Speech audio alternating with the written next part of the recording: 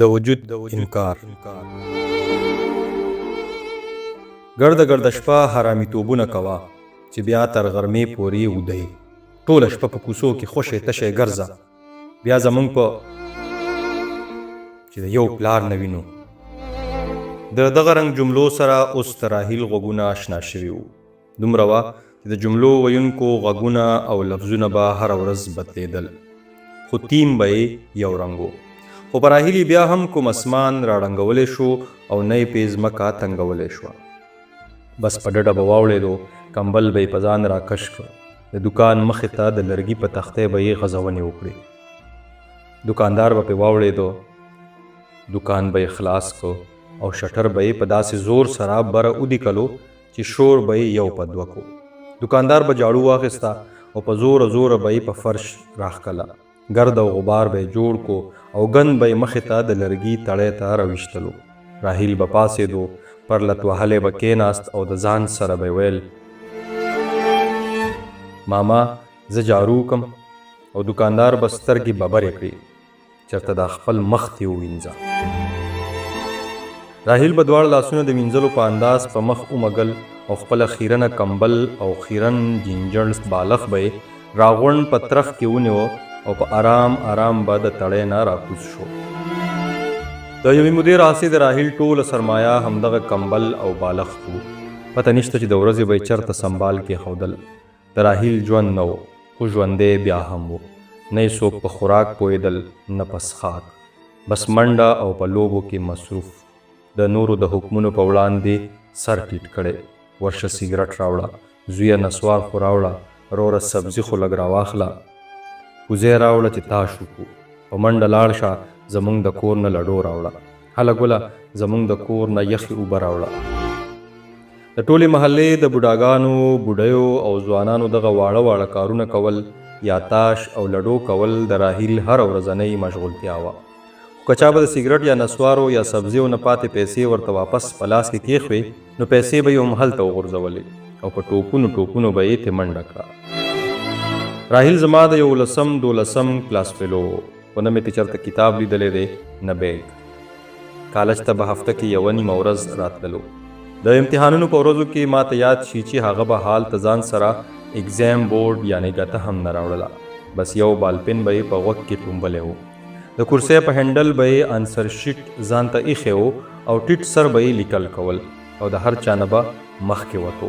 پته نشته چې ده به پکې څه لیکل او څه نه، ځکه چې که چېرته موږ د هغه نه د کوم سوال یا سبق په اړه تپوس کړی دی، نو هغه به د هندي فلمونو د یوې سندرې زمزمه شروع کړه او موږ به د هغه په دې مستۍ او نخرو وخندل. نه یې کوم استاز پیژندو او نه یې د کلاس ټول ملګري پیژندل. بس موږ د شمار یو څو کسانو چې کله به هم راهیل کالج ته راغلو ورڅخه به راتاو. راهیل به د چا ملاس ته غوا نه پاسوله، خو پته نشته د ځینې استادانو او ځینې ټولګیوالو به د هغه نه ولې نفرت کېده. خو راهیل ټوکمار و، هغه به ټوکې کولې. عجیبه دا وه چې ټوکې په بل پورې نه کولې، بلکې په ځان پورې به یې خلک خندول. موږ به که چېرته په ډېر زبردستۍ ځان سره کینټین ته بوتلو، نو په میز به یې د طبلې داسې اواز ویستلو چې چاپېره زده کوونکو به ورته خپل موبایلونه نیولي وو. کله کله د ګیلاس، پلیټ یا چمچ په مدد ساز غږول او د هندي فلمونو سندره زمزمه کول. او کله کله به ناڅاپي په منډه شو د کینټین د کچن څخه په خپله چای سموسې راوړل، اوبه او ګیلاسونه راوړل، میز پاکول او فطري ډانسینګ کول. خو چې د کینټین نه به راپاسېدو نو د جیب څخه به یو زوړ نوټ په ټیبل ګزار کو، واچوئ خپلې دانې. ما ډېر ځله کوشش کړی دی چې نوټ واپس د هغه په جیب کې واچوم، خو راهیل به د سندرې د زمزمې سره نوټ بیرته په میز ګزار کو. د راهیل سره نه موبایل و او نه یې کوم نمبر لرلو، نه ورسره د چا نمبر و، تر دې پورې چې د کور نمبر هم ورسره نه و. ما چېرته هم هغه په موبایل یا په ټلیفون په خبرو کولو ونه لیدو. که موږ ورته چېرته په موبایل کومه ویډیو، سندره یا د فلم کومه ټوکړه وښودله، نو ده به سمدستي وویل: یاره دې سندرې سره چې فلانې یا فلانې اداکارې کوم کلاسیک ډانس کړی دی. او زه به حیران وم چې دا هر څه راهیل اخر چېرته کتلي دي او په څه یې کتلي دي. په کومه ورځ به چې راحیل کالج ته راغلو نو د زیاتره ټولګیوالو ورځ به ډېره ښه تېرېدله.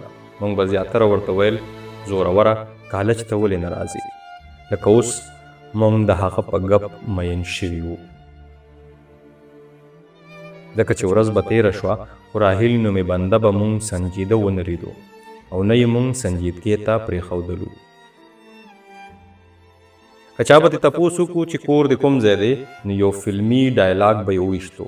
که چا به ورته وویل پلار دې څه کار کوي نو د سندرې زمزمه، او که چا به ورته وویل چې دا زوړ نوټ درته جیب کې څوک اچوي نو د میز په درزه د طبلې سور به یې جوړ کړي. زه اوس د پوهنتون په هاسټل کې یم خو د راحیل سره کله کله په لاره الیک سلیک وشي. راحیل هماغه شان دی، 12 پاس او نور بس. هلکه ځان ولې خرابوي؟ ما یو ورځ ورته په ډېر سنجیدګۍ وویل زما یو پلار شته دی، او دا لومبی ځل و چې هغه ماته یو لنډ جواب ووی او ماته د خپل هغه ټولګیوال خبره رایاده شوه چې د راحیل د محلې و او د هغه د سکول د زمانې یار و چې ماته د راحیل د پلار خبره تېره کړې وه. او ماته پته شته چې ستا پلار شته دی، او دا پته هم راته ده چې هغه څومره سختګیر دی، خو ژوند به ستا خرابېږي. او راحیل په لومبي ځل له ما نه په داسې غلي او خاموش انداز روان شو چې نه یې کومه زمزمه وکړه او نه د خندا کوم حرکت، او ما داسې محسوس کړه لکه دا چې د هغه د غصې انتهایی رد عمل وي. څه ډېر کلونه پس چې زما بدلی یو ځل بیا همدغه ښار ته وشوه چېرته چې ما د خپل پلار د ملازمت دوران کې د کالج وخت اړولی و، نو د نورو ډېرو یادونو تر څنګ مې یو خواهش دا هم و چې زه دلته راحیل پیدا کړم. خو اظهار مې د چا سره ځکه نشو کولی چې زه اوس په دې هم شرمېدم چې چاته ووایم چې زما یو داسې کس هم ملګری پاتې شوی.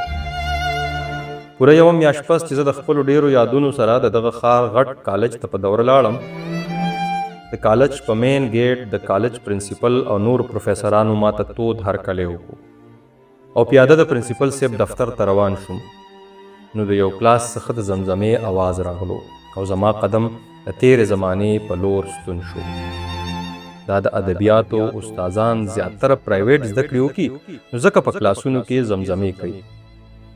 د پرنسپل صاحب د تنزیه وضاحت سره زما د قدم لاندې ځمکه وښویده، سر را باندې وګرځېدو. د کلاس نه بهر په برنډه کې ودرېدم او د نري نرچ کې راحیل چې اوس په دغه کالج کې د ادبیاتو استازو دا وروستی فلمي ډایلاګ مې تر غوږو شو: تاسو باید د هر چا څخه پردي شئ خو د نورو د خوشحالۍ دپاره د خپل وجود نه انکاري کېږئ مه. انسان هغه وخت ماتې خوري چې د خپل وجود نه پردی شي.